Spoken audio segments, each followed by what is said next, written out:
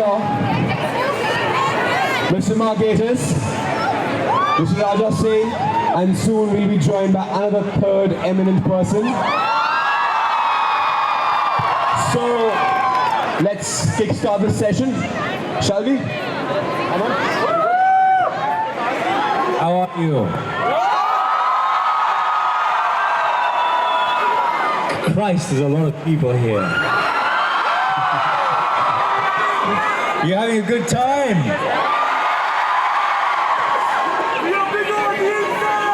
Pardon? What? Yes, we do, don't we? Thank you very much for coming. Thanks for having us. If this works, I'm a monkey's uncle. Okay. Thank you. Raja. Wow. Mycroft Holmes rock star. So it seems, yeah. I think I'll form a band. But before we get to Sherlock, before we get to Mycroft, all of that, let's talk about Who. Yes.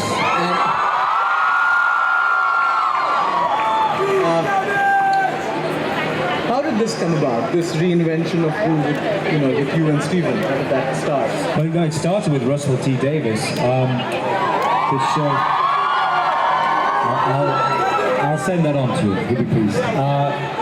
The show was taken off the air in 1989, and there was a one-off attempt to do it in America, really. It began in 1996, and then suddenly, about in 2003, the BBC very wisely, we should be doing Doctor Who again. Jane Tranter and Lorraine Heggessy and lots of people at the BBC there.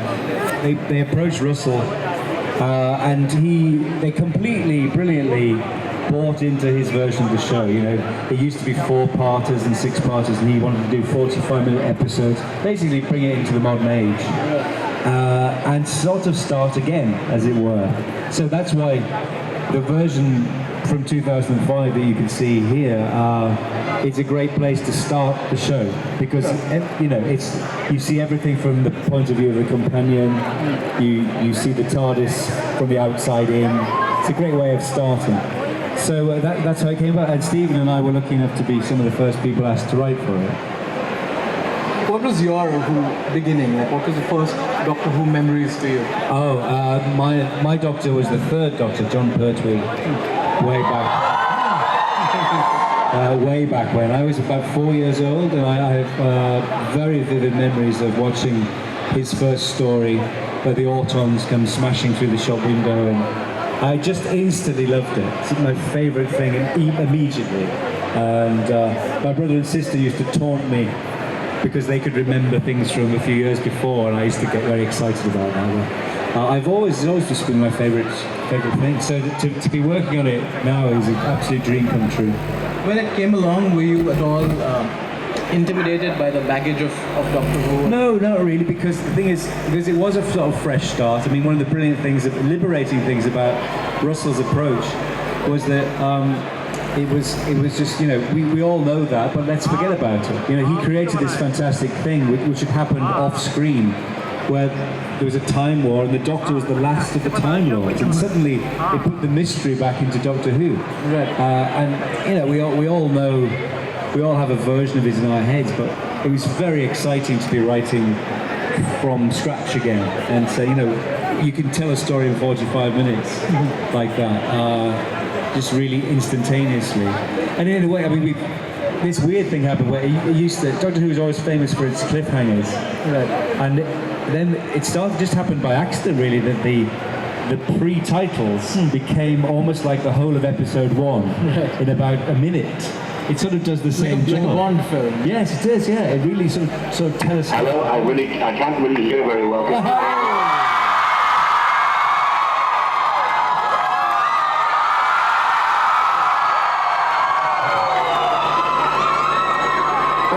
Hello, Stephen.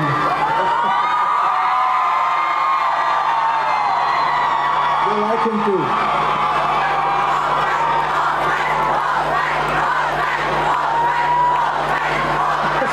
Stephen, they've kidnapped me. Help me. I'm being held against my will. According to the press, we're married now, Matt. That's right, yes. Again. Yeah. How are you? Hello. This is Happy going. Sunday morning to you. Yes, it is. Yes, it is, isn't it? What's your first What's question? that behind you, Stephen? Everyone wants to get a good look at that. Yeah, what is that? What's that behind you? Oh my God.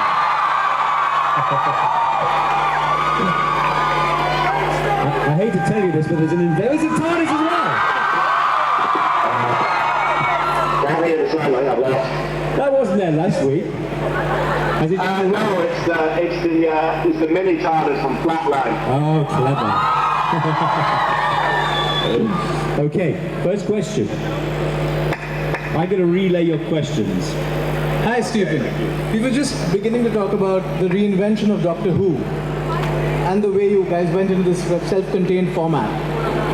So which was the point where you felt this was really, like you really had something special here, that it wasn't just an experiment, but you really had something magical? Did you get that? Oh, he's gone silent. Did you get that, Stephen? No. Okay. At what point, when we worked on the first series of Doctor Who, did you think that the new format was working and we got something special? Probably when I first read Russell's script for the very first episode, Rose, which I thought was tremendous. I mean, I kind of thought it would work the moment we got that Russell was chosen as showrunner because he's brilliant. And when I read it, I just thought this is exactly right. This is spot on. I, of course, have more or less been born believing in Doctor Who, so I couldn't imagine it not being a hit.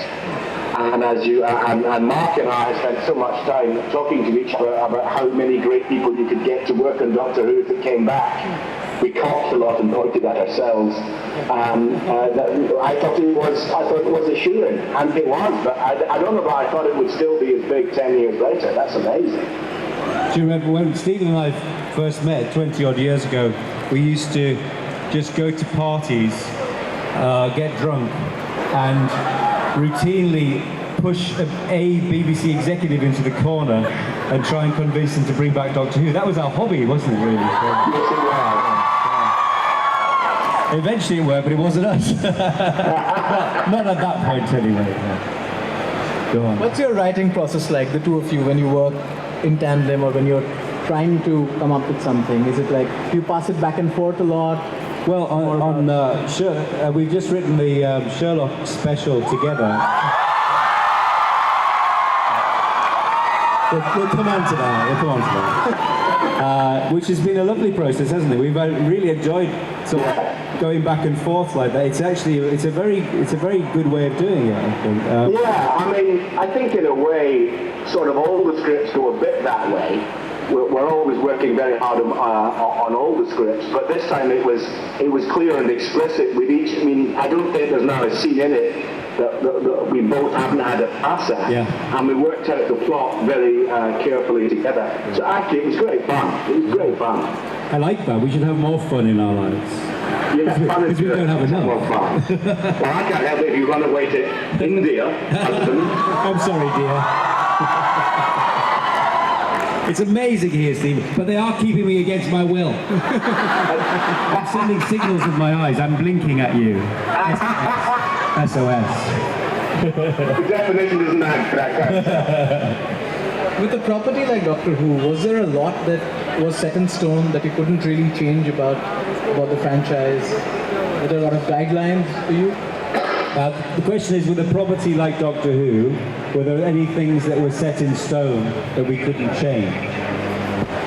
I think there's quite a lot that you can't change in Doctor Who. I mean, I don't think you can never learn his name, you can never really do his backstory, the TARDIS must remain a phone box. There's quite a lot. It's not so much set in stone though, it's set in our hearts. We want it to be that way. In a curious way, it's a show that changes a lot, because you change the stars, you change all the stars, you change all the details. But the other truth is, it's exactly the same as it ever was. You know, I think it's got a huge dynamic range between the episodes. But if you look at it from another angle, they're kind of all the same. So you don't want to change it because it's the best thing ever, apart from Sherlock. I was asked that question today at the signing session about, someone said, do you pay a lot of attention to scientific accuracy in Doctor Who? I went, no. And I patiently explained it was about a time-travelling alien with two hearts who's 2,000 years old, who flies about in time and space in a machine that's bigger on the inside.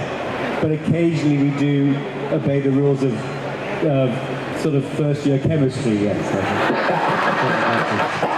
And the moon's an egg, who knew? Yes, well, I did. I always expected it. When you pick a new doctor, you know, when, like Peter Capaldi this time, how is that?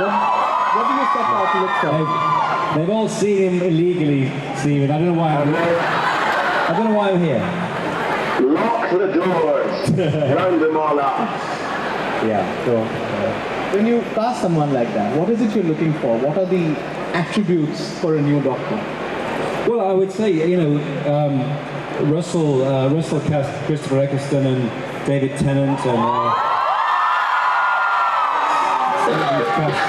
Matt Smith and Peter Capaldi, and I think everybody is always, throughout the history of the program, they're looking for the right person to walk into the room, really.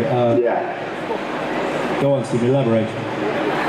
I think when casting goes right, the actor tells you they're right for the part, you know? It's I've tried that a lot, it never works with me. Not literally. Not even saying it doesn't work. But you know, it's, I mean, anyone who's seen Matt Smith's edition would have cast Matt Smith. I think at the moment where the rumour got out about Peter Capaldi, the whole world seemed to agree that that was exactly the right choice, and then very politely pretend to be surprised a week later. So it's, you know, choosing somebody is kind of easy because you're choosing a star, and a star is the easiest thing to spot. It was odd, wasn't it, with Peter? There was a kind of, you asked me about 18 months ago, and I said, oh, Peter Capaldi, and you said he's top of my list. And then everybody just seemed to go, yeah?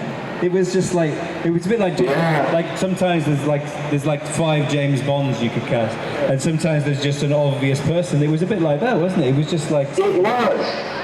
I mean, when I first thought of it, I thought there would be some level of resistance because we were aging him up 30 years.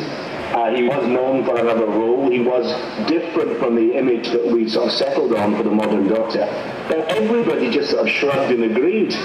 So the time of Capaldi had just come. That just happens sometimes. Everybody wanted him as the Doctor, and it happened. We've sort of forgotten that with David Tennant, everybody guessed it was going to be David too, because he'd just done Casanova. And everybody said, well, obviously he's going to be Chris's replacement. And it was, again, another non-news story when it was announced, because everyone kind of figured it out. A big non-news story. A big non-news story. Yes, a very big one. What are the Doctor Who moments you're proudest of as a team? Gosh. Well, I mean, I would, for me, just being asked originally was amazing. It was the best Christmas present I ever got. Christmas of 2003, Russell rang me up and asked me to write the show, and actually, you know, seeing it being made and then being in it. But it's a kind of, Doctor Who is a program about moments, isn't it? It's about, you remember certain things. I mean, people come up to us now, because the show's nearly 10 years old, and they talk to you about programs that they watched when they were small, and now it's frightening because they're growing up. But they remember those things, those, you know, the gas mask child, or the old lady in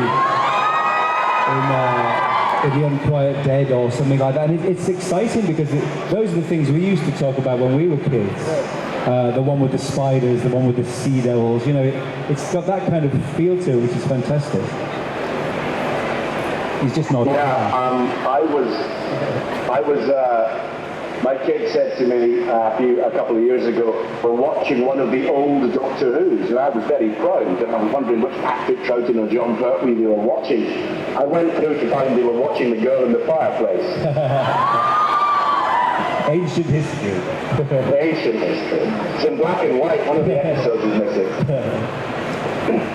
So, but you know, having done Who, was it easier to take on a project like Sherlock? I mean, the very idea of someone that revered, you know. They quite like Sherlock here, Steve.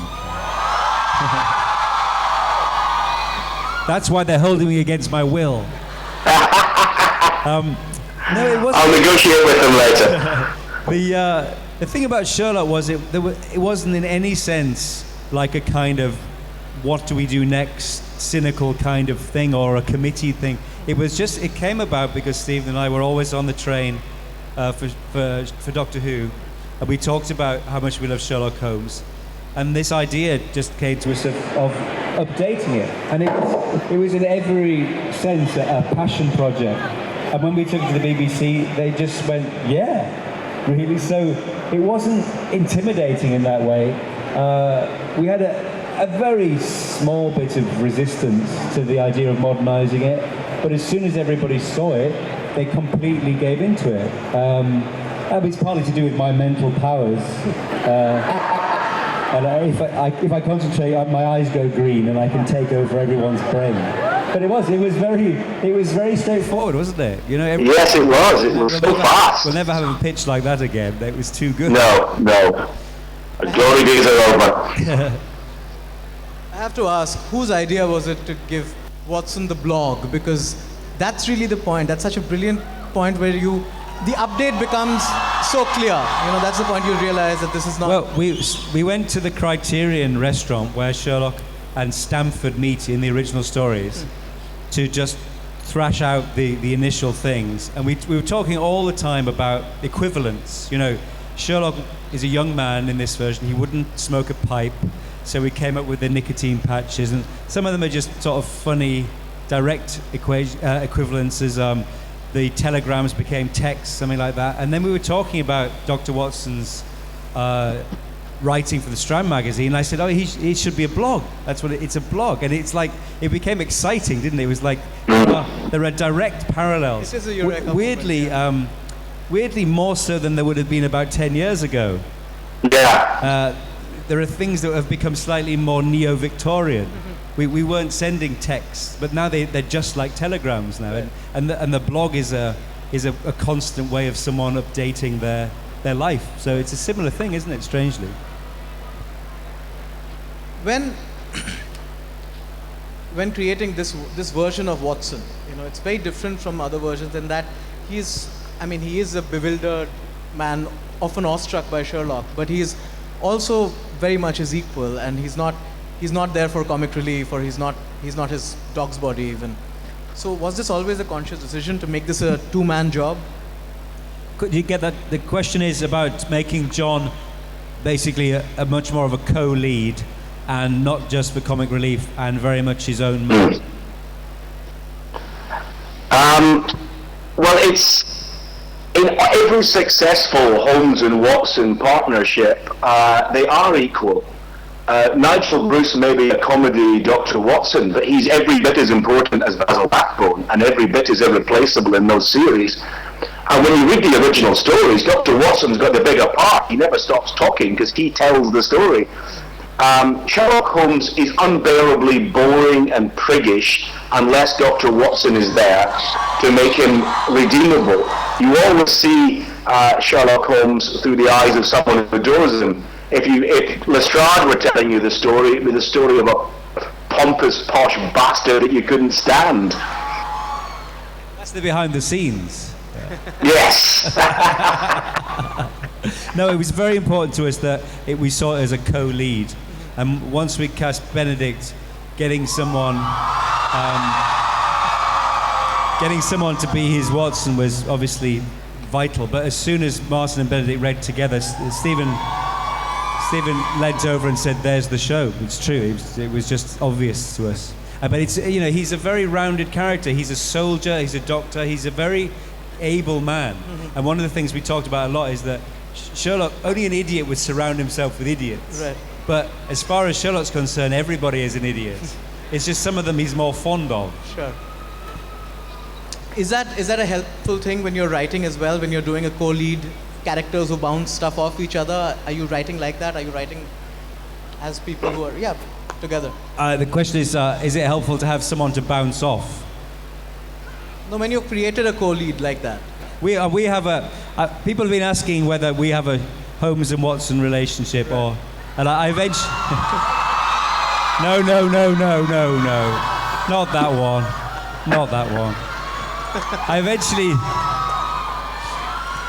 eventually decided that we were like Mrs. Hudson and Anderson or something. I just chose other characters at random, just to try and take the curse off it somehow. Yeah. No, but it's fantastic because, I mean, sometimes we always say that the most exciting part for us is when we meet up to talk about what we're going to do with the next 3 episodes, and we just sort of throw ideas against the wall and get terribly excited. And sometimes people look at us as if we've gone mad, because it's like we're speaking our own language, like twins or something. We just start babbling about certain things we could put in for the original story, and it's just really thrilling. And we mapped out essentially series 4 and 5.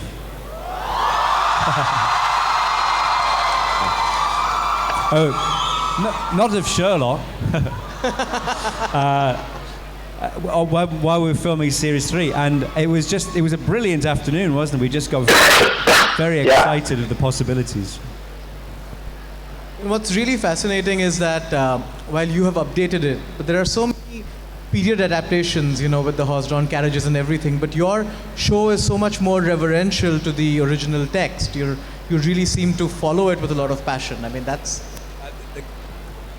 Raj's question is about being reverential to the text, but it's not really reverence. It is passion, isn't it? It's we love it and it's in our blood, but it's not about being... In fact, I think some versions go wrong when they revere it too much. Right. Conan Doyle didn't give a monkeys about it, which is kind of why it's got so much fun in it. And we love it to death, but we don't treat it like a sort of holy thing. Sure. Otherwise, it just becomes a bit dull, I think. Yeah, I mean, there's so much genuinely good stuff in there. It's not simply a matter of treating it like Holy Writ. It's sort of mining it for all the stuff that people don't know is good about Sherlock Holmes. Very often the more serious attempts take all humour out. There's a lot of very funny stuff in Sherlock Holmes, and a lot of the stuff that people credit us with is in the original. Things like the first glimpse of Sherlock Holmes beating a corpse with a riding crop, the fact it refers him to himself as a consulting detective. We got the credit for that. They're both from the original. So there's so much stuff to get out of there, so much brilliant stuff. I remember someone saying to me, it's very clever that making Dr. Watson an Afghan veteran. I went, have you read Sherlock Holmes? That's where it's from. That was the original idea came from there. Was just curious, but was the Billy Wilder film an influence at all? The Private Life? The Billy Wilder film is along with the Basil Rathbone films, is our primary influence. It's if you haven't seen it, The Private Life of Sherlock Holmes, it's an absolute masterpiece. And everything about that film, it's just how to do it, isn't it? In fact, a couple of years ago, I screened it at a literary festival, and Stephen came along, and I gave this speech beforehand saying about how melancholy and beautiful and charming the film was. And nobody in the room had seen it. And then we started screening it, and then suddenly you thought, oh Christ, it's incredibly funny. And it was so exciting, wasn't it? People were just laughing and laughing and laughing, and so much of the sort of relationship between Sherlock and John and the whole flavour of it is from that film. It's a masterpiece. Yeah, really. the camaraderie, the back and forth is brilliant, really, isn't it? It seems like it. Yeah, and we must have both seen it when we were both about 8 or 9. It left a very indelible mark. Yeah, it's if you like Sherlock, you will love that film. It's so much of it. It's probably the wittiest Sherlock Holmes script ever written. and it's got a wonderful Sherlock Holmes and Dr. Watson and Robert Stevens and Colin Blakely. If you like our show, you will definitely love that, and you will recognise quite a few elements that we drew from it. The way we portray Mark as Mycroft is very much from that film. A lot of A Scandal in Belgravia follows the beats of the plot. It's a wonderful piece of work, and you are missing a treat if you haven't seen it. That's your Christmas present, sort of. Yeah. When, again, casting, when picking Sherlock, so I would like you, in your own words, to describe the Basil Rathbone Sherlock, the Jeremy Brett Sherlock, and then come to Benedict. Okay, describe the Basil Rathbone Sherlock. I'll describe the Jeremy Brett Sherlock, and then we'll both describe Benedict. Okay. Basil Rathbone, at least in cinema terms, I think is the first time they get it absolutely right. He's not exactly like the original Holmes, but he plays Sherlock Holmes with such confidence and such manliness. You never doubt that he's the real thing. One of the great things to avoid in playing Sherlock Holmes is seeming a bit prissy or a bit of a show-off or a bit of a snob. And Rathbone gives him such swagger and such precision that you sort of feel instantly awestruck when he walks in. He also has a beautifully warm relationship with Nigel Bruce's Dr. Watson. You completely believe in the depth and length of that wonderful friendship. He looks right, he sounds great, and he can do Sherlock Holmes' dialogue almost better than anyone. But the thing that's quite odd about him, I always notice when I watch it, is he's been in America for a long time, so he always said Watson. Otherwise, the Russian one says Watson. Also, weirdly, Nigel Bruce was slightly taller than him, and it never... Yeah, no one ever notices that. It's weird. You never notice. Jeremy Brett was the most famous Sherlock of our generation, really. In the 1980s, we all grew up with that, and it was a deliberate attempt by Granada Television to do, for the first time, really very faithful versions of the stories. And he's got a really amazing sort of mercurial quality. He said himself that he thought he got Sherlock Holmes's sort of manic qualities, but he never quite got the sort of contemplative version where Sherlock would sit on a sofa for 3 days and not talk. But he's got this extraordinary manic energy. He looks amazing. He's very pale faced, and certainly in the first run of stories, because unfortunately he got very ill, it looks like a sort of whip. He's so thin in his waistcoat, and there's that wonderful bit in The Solitary Cyclist when he does that fist fight. I'll never forget that. And he had two wonderful Watsons, David Burke and Edward Hardwicke, who mysteriously, even though they look quite different, you sort of feel it's the same person. And it was the Sherlock Holmes of that generation, and it cast a very long shadow for a very long time. But I think it's also worth saying. Sorry, go on. I think it's also worth saying how innovative Jeremy Brett was at the time. Yes. Because everybody after Rathbone had played him like Rathbone. Yeah. Then suddenly he was played as this quivering madman, and it was so radical and different, so amazing. And in fact, really, no one sort of touched it for a long time because of that. It was a definitive portrayal in that way. Yeah. And that is your audacious decision. You're Sherlock. Well, we drew up a very, very, very long list, which we then totally ignored. It was one of those things, just what we were talking about, when sometimes there's an actor in the air. I knew Benedict a little. I did a film with him. And Stephen Sue just watched a film called Atonement, in which he's fantastic. We were obviously looking for someone tallish, angular, very distinctive looking, very British, very, very, very, very good. And in a way, sort of someone who wasn't quite a star, but could become one. And it just was like, well, that's it. And he came in to read. I read in as Dr. Watson, and after he left, we just went, well, that's it. And it's sometimes it just works like that. And you know, Benedict was very well respected. He'd done a lot. Just played Stephen Hawking before that, and a lot of wonderful theatre stuff. But it's absolutely true to say that the evening that A Study in Pink went out, he became a star. And it's the sort of thing that's only supposed to happen in Hollywood movies of the 1930s. And it absolutely happened. You know, it's incredible. Which is why we can only make them every 900 years. Blame him. Did you think of that? Did you think of that start? He had that magnetism, because he seems to be, and they'll agree with me, but he seems to be a sexy Sherlock.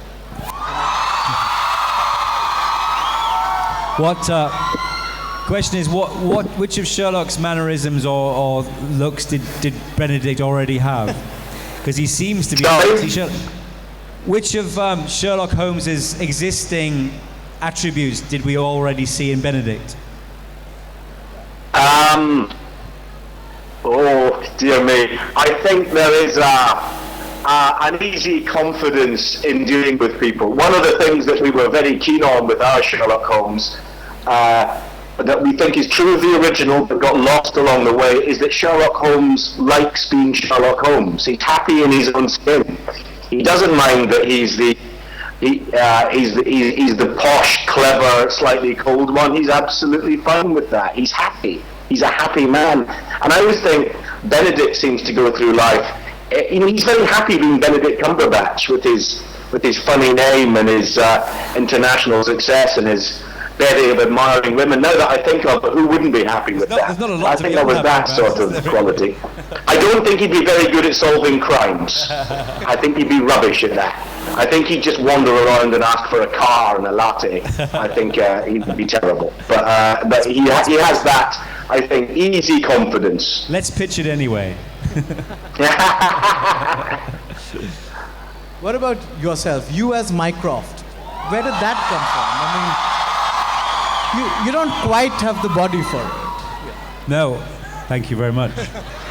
It's all right. I've already pitched the spin-off Mycroft series. We could do 12 of those a year because I'm free.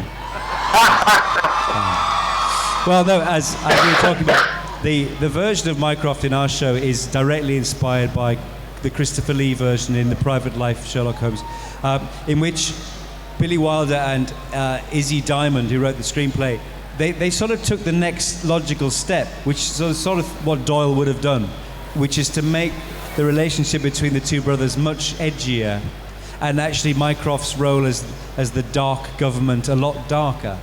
And also we were looking for equivalences. We thought it would be more fun to have Mycroft paranoid about a weight problem and actually making him very fat. Right. Which is why Sherlock continues to jibe him about it, you know.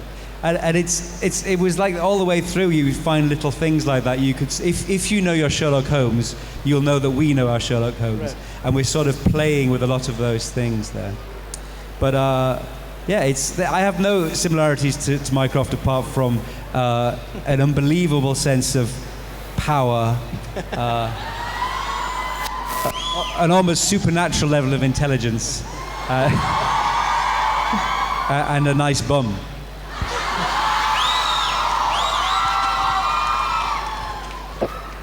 No, because you spend so much time building Sherlock up as the most intelligent person conceivable, and then you play someone who's smarter.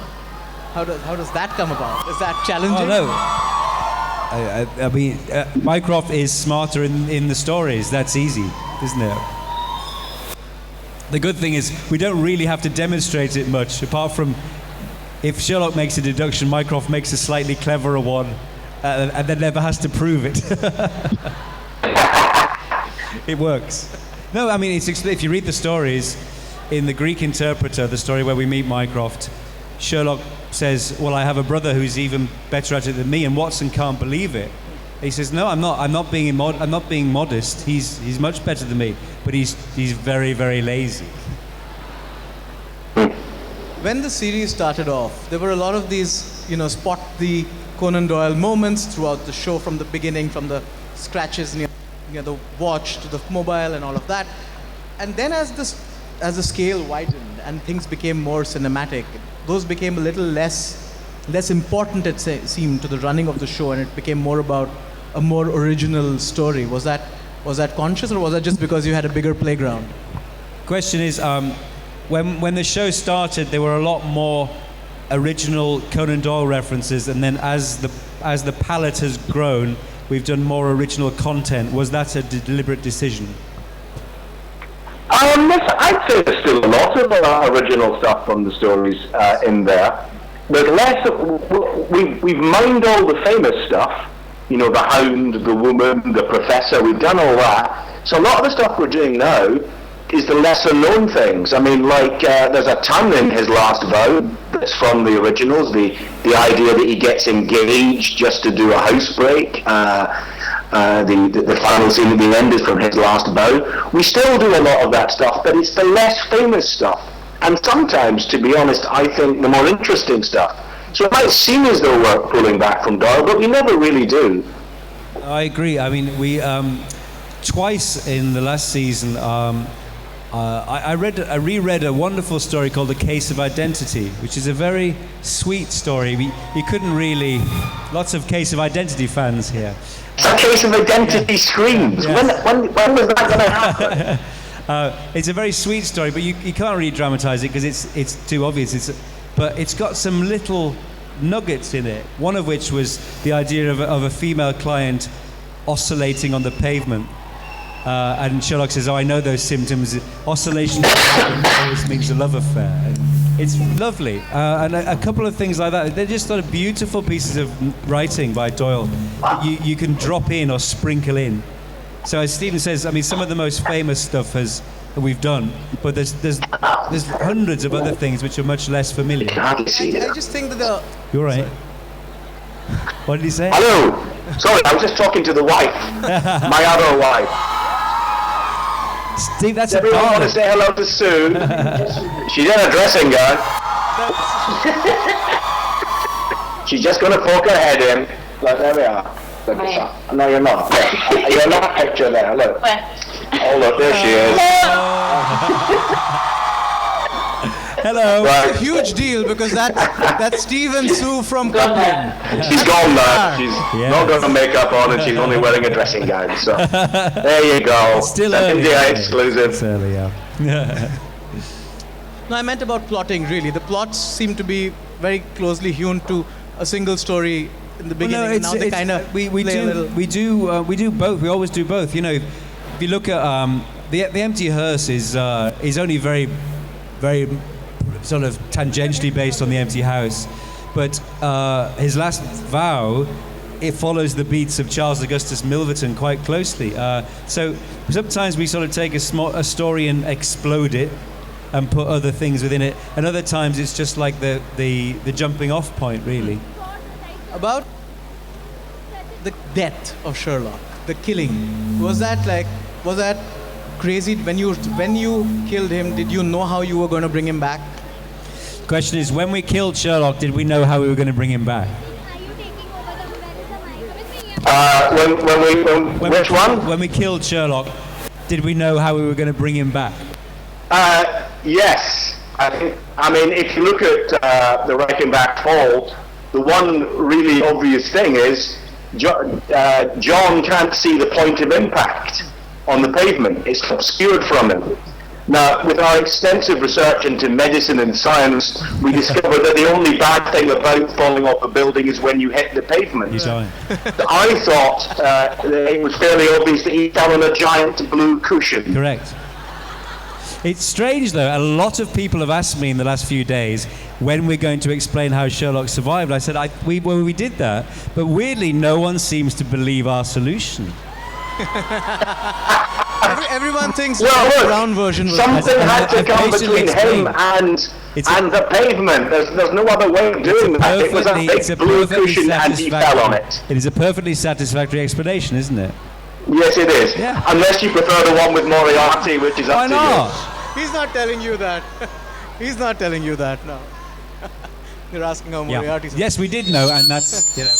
But he's well known to be indestructible. Were you surprised by the theories and the obsession on the internet? I mean, we were kind of prepared for something, but for it to be a worldwide talking point for 2 years was unbelievable. And some of the theories were fantastic. We watched one, didn't we, on YouTube, which was like an open university lecture with little model cars, and it was fantastic. So yeah, it was thrilling, and in a way we had a sort of small version of what happened to Conan Doyle when he killed him off in the 1890s, and no one attacked us in the street. They came. You showed him at the end. You played it safe. No, we let him be. He was dead for 5 minutes. Exactly. I just kept saying he's a ghost. It's obvious he's a ghost. Maybe he still is. Has anyone thought of that? Okay, two last questions and then I open That's it not up very to popular, everybody. Steve. Two last questions and then I open up. Okay. What do you guys think of the American show Elementary, where they've turned Watson into a girl? And Irene Adler is Moriarty. Well, I can speak for both of us. We've genuinely not seen that show. But you know what they've done. I know what they've And done. they've turned Irene Adler into Moriarty. I didn't know that. No. They're racing through things quicker than we do. I can't hear, sorry. Apparently, well, we haven't seen Elementary, and it's on record why we haven't, so we better leave that. Okay. Well, coming to your Irene Adler, Yes. what made you make her... What made you make her a dominatrix? What was that? Stephen. What made us make Irene Adler a dominatrix? Bear in mind it's early on a Sunday morning. Yes, okay. She's referred to as an opera singer and an adventuress in the original, which, if you know the language and tradition of the time, meant she was a very bad lady. She was very naughty. She was... but you wanted her to be something quite powerful, so sexy and powerful, dominatrix. Obviously, Sherlock Holmes being a posh English man, a woman alternating between leather and nudity would reduce him to his knees quite quickly. So just that, and it was a fun, exciting thing to do. It looked great, and it was looked great, yeah. Raja. The other I was saying the other day about this, the brilliant thing about that relationship is that, you know, if you could imagine such a thing, it's actually more interesting than sex, isn't it? They sort of fall for each other on a higher plane, a sort of intellectual battle, which sort of Sherlock is not expecting it, but it happens. And so whatever goes on in their life together, it's sort of bigger than just an obvious thing like falling in love.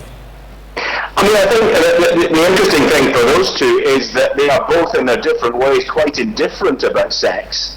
Irene Adler uses it to get what she wants. Sherlock Holmes ignores it to get what he wants. Neither of them are exactly gagging for it. They are fascinated by each other, but if they ever do sneak off together for a night, I think they probably rob a bank or steal horses. I don't think they do anything as boring as cuddle on the sofa. That's for us ordinary mortals. Series 5. Okay. Questions, anyone? Okay. Them out? Yes, I do. I'm going to go for gentleman with the spectacles there. Looks like Armando Iannucci. You can't see him. I've got an image. Yes, you there.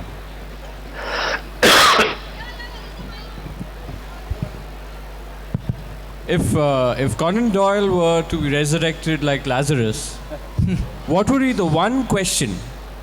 What would be the one question that both of you were to ask him? That's good.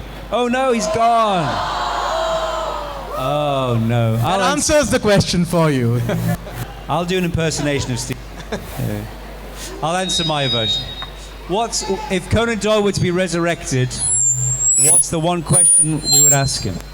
Well,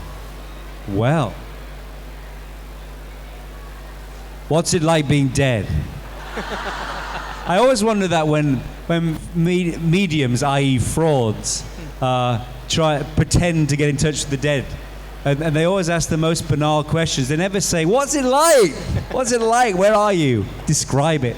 It's always he's looking down on you. He says you're very happy. I want to know what it's like to be dead. Not very nice, I imagine. Fair enough. I can't speak for Stephen. He's Okay. gone. Next. Next. Over here. Is there a microphone here? Yes. Lady there with the tattoo on her head. Who's your favorite doctor and your favorite companion? Oh. Dr. Watson. It's very dangerous to choose. I love all the doctors, but my doctor was John Pertwee, so he remains my favorite. For all the reasons of my childhood. Can you hear me? Yes, hello. Hello. So Can I him be seen? and I can't tell. Joe Grant. We can hear you. The question was, Okay. if I Conan don't know Doyle what's was going to on be with the picture. resurrected, what would your question to him be? If I could meet, sorry, who am I asking? Conan Doyle. Do you really believe in fairies, I think? But, no, I think I would like to ask, because he was always adamant that he really intended to kill off Sherlock Holmes, and yet he wrote a mystery story that depends on Sherlock's body not being able to be recovered from a river, and which relies on Dr. Watson having correctly deduced his death. So I would like to say, were you serious? Did you really mean it? Didn't you know perfectly well you were bringing him back, you fraud? I'd like to. I love him, and then I would just ask him lots of fanboy questions. Then I just cuddle him. Yes. Yeah. Next question. Two more questions. Two more. Oh my goodness. Someone over here. Lady. I don't know why it isn't. I'll try again. Any better? Yes. Hello. Here we go. Hello, can we have an insight into John Locke? Can we have what? John Locke, John and Sherlock. John Locke. Well, John Locke was a brilliant philosopher. I would advise. I'd advise everyone to read his work. He's very intellectually stimulating. Also, the name of a character in Lost, played by Terry O'Quinn. So that's what I would do. Stephen? Yeah, that sounds about right to me. Yeah. Philosophy. Everyone should read philosophy. So yes, thank you. Gentleman with the fez. A lot of fezzes here. The fairs. Hello, Hello. I'm a huge No, you're not a fan. gentleman. But he was holding it for me. Thank you. Anyway, can you please talk about the female master in Doctor Who? Oh yeah. Stephen, And the Christmas special. tell us about the female master, Michelle Gomez. Well, Michelle Gomez is an actress I've known for many years. Married to Jack Davenport, who I used to work with on Coupling. And I don't know, I couldn't think what, I mean, I knew I'd have to do a master story eventually, because, that's just one of the boxes you have to tick. And I couldn't really think of anything interesting. And then I thought, well, what if we, having raised the question of the female doctor, actually do the female master when no one's looking, when everyone's looking the wrong way, we do that. And then I didn't have much of an idea about what to do with that character until I happened to see Michelle Gomez's name on the list for another part. And I thought, oh my God, she's perfect. She'd be amazing as I just thought she'd be incredible. But we'd already offered her this other part, which she had to turn down because she was unavailable. And she wrote to me saying, look, if there's anything else for us, for our razor, she said, a razor cheekbone villainess, I'm there. And I said, well, actually, yes, there's this. And it's one of the very few times I've been so adamant about anything. I just said, we're not even bothering talking about anyone else. We're just casting Michelle. And she was, I thought, phenomenal. I thought she devoured that screen. She's wonderful.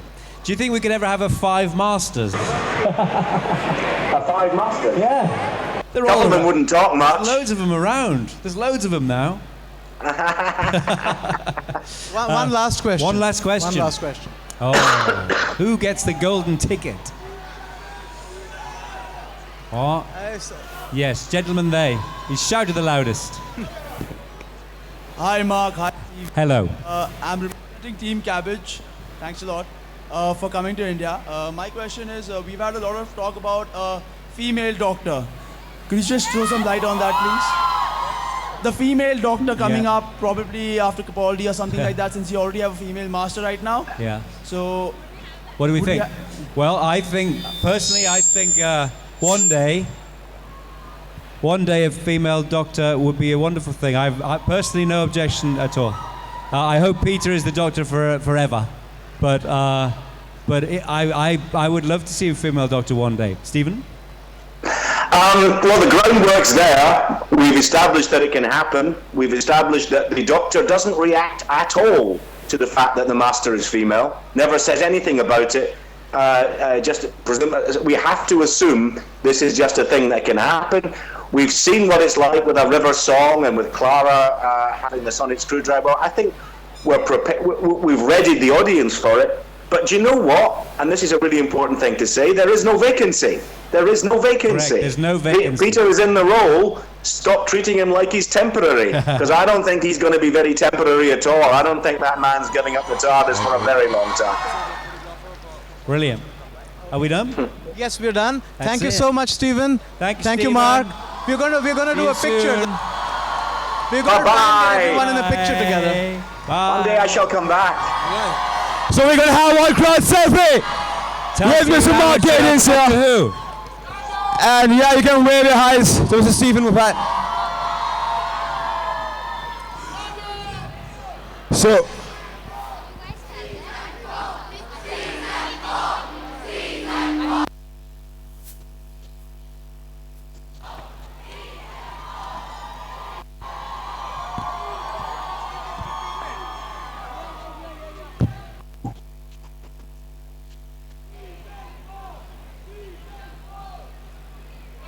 once again, a huge round of applause for Mr. Mark Gatiss, Roger Sain, and Steven Moffat, who joined you here. Thank you, Mr. Roger. Very interesting session. Mr. Gatiss, thank you. Thank you for being here with us today. Okay, right, see you now. Thank you. Bye-bye. Bye-bye.